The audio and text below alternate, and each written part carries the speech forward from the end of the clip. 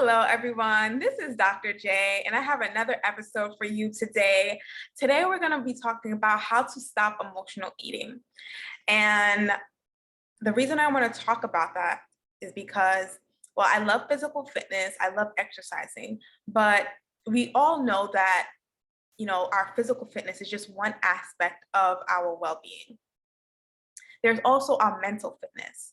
And this is how emotional eating ties into it. It ties into our mental fitness.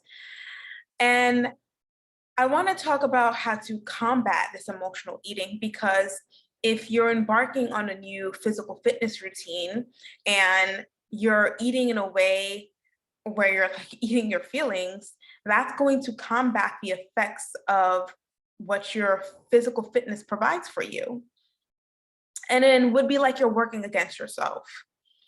And emotional eating is tied to just so much, right?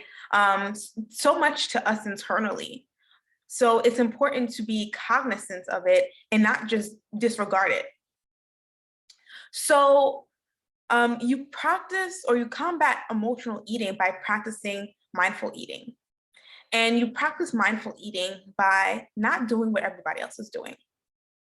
Because in this work culture, we're taught to take lunch, but then we're taking phone calls or we're answering emails or responding to different people.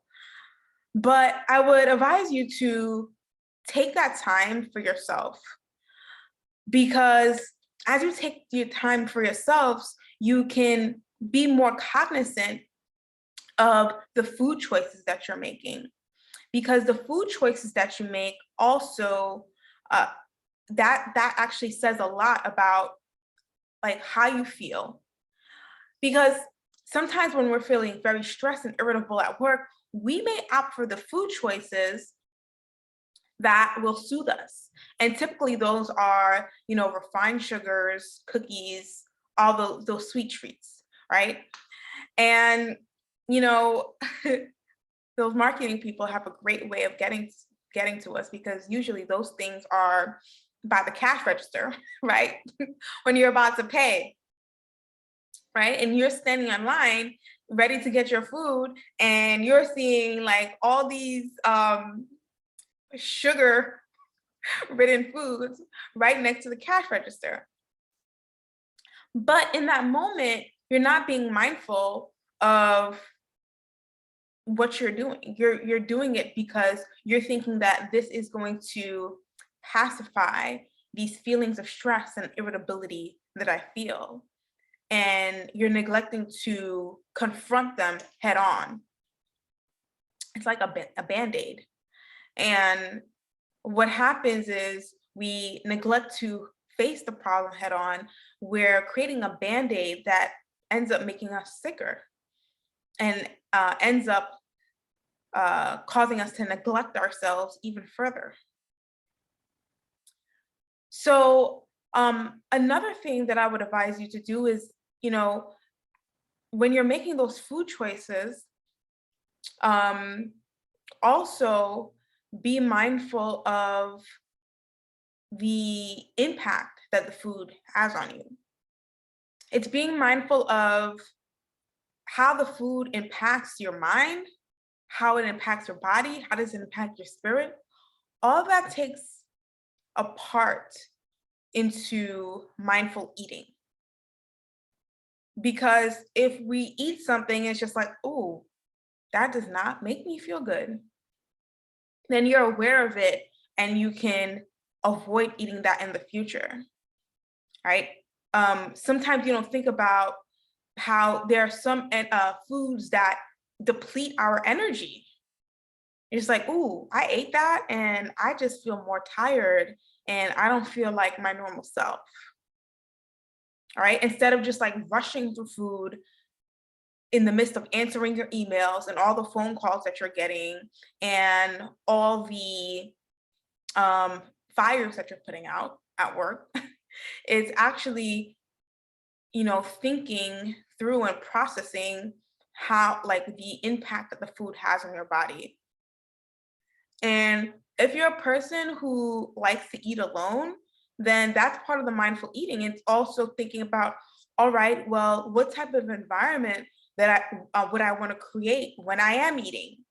Maybe you're more introverted and you enjoy your solitude. So you really enjoy taking that time away from everyone else and just being with your food. Or maybe you're someone who's more extroverted and you enjoy being around different people, or you like your coworkers. I ain't judging you, but if you like your coworkers and you know, want to eat with them and you enjoy being part of the community, I would advise you to take that into account as well as a mindful eating practice.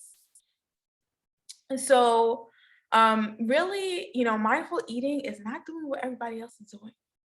You know, we live in a hustle, grind, work culture, and sometimes we minimize the impact that food has on us.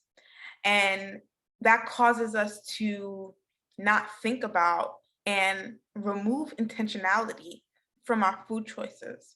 So just like with any, you know, choice that you make in your life, you know, I would advise you to also have that same intentionality about your food and recognize the impact that it has on your body and recognize the underlying feelings that are causing you to make certain food choices, because this is all part of our mental fitness.